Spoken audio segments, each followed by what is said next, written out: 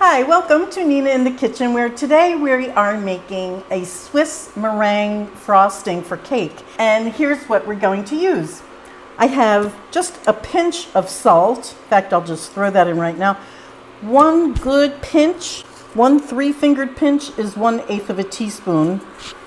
I'm going with 1.5 cups or 300 grams of sugar, just plain old granulated sugar.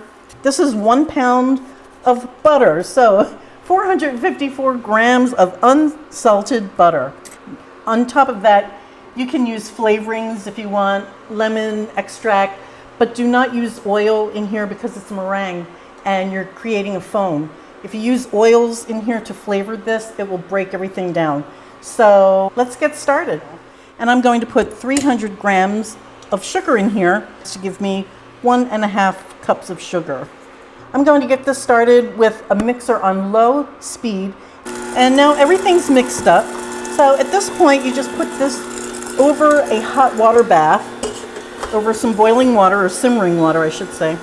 When this comes up to 140 degrees, and that'll take about 4 minutes, then we can go ahead and finish making the frosting. I got this up to 145 degrees Fahrenheit, which is 62 degrees Celsius. And it already looks really beautiful. I think meringues are so pretty. They're so beautiful.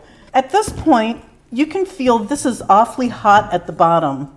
What we're going to do is put this on the big mixer, run this on medium speed for about 5 minutes until this the bottom of the bowl, which is really hot right now, you want it to be cool enough that you can comfortably put your hand there. So 5 minutes. It's been 5 minutes. Isn't it amazing how things just appear, like they just pop up? Okay, so at this point, 5 minutes, I can touch this. It's room temperature. And by the way, everything that I'm using today is room temperature. That's 70 degrees Fahrenheit or 21 Celsius. You know, of course, that's variable by a few degrees. But so this is nice and cool, and we start adding the butter. 1 full pound of butter. And I'm going to do it in, I would say, 2 tablespoons at a time. Just put it in on a low speed. As soon as this meringue absorbs the butter, you move on to another chunk like this until you use up your whole pound. So here we go. Low speed. And the additions are happening about every 30 seconds.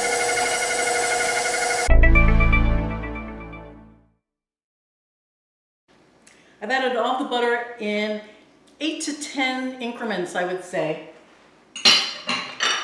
And that took about 4 minutes. So at this point, the whisk doesn't do a great job towards the end of incorporating that butter. So what I do is I change to the paddle attachment. And instead of a low speed, I'm going to put it on a medium to medium-high speed and let this run for about 4 minutes, 5 minutes. And what will happen is that this is going to go from this flat stuff, and it might even start to look like it's on its way to being curdled. And that's a normal reaction. Just keep running it, and eventually in about minute 5, it will look beautiful and fluffy, and it's the ugly duckling turning into the swan, if you will. So we're going to go back to a medium speed this time. Let it go. So this has been 4 minutes and we're there. It's nice and fluffy, really beautiful. And of course, if you have one of these mixers, you know you have to scrape it down once in a while. But this is the buttercream. Now, I haven't flavored this at all. Like I said, not too sweet. It's rich, smooth, it's really delicious. So I've chosen vanilla. But of course, you can flavor it any way you want: lemon, almond, orange, world's your oyster, whatever you want to do. So I'm going to do this on a low speed and slowly to make sure that I'm not going to curdle this cream.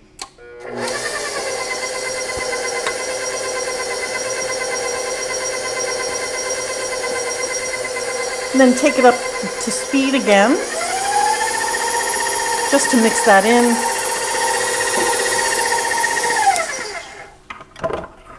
And that's it. There's your buttercream. just beautiful. I love this stuff. This is a great do-ahead. It can keep in your fridge in an airtight container for 5 or 6 days. And that means you have all that time to make your cake, but you can also keep it in the freezer for up to 6 months. When you do either fridge or freezer, what you want to do is take it out, bring it down or up to room temperature, and take a hand whisk, a hand mixer, and just fluff it up again, and it will return to this state and be lovely for you. I hope you try this recipe. It's a really good one. Not too sweet, very sophisticated, light, buttery, beautiful flavor. And thanks so much for watching. Bye, guys.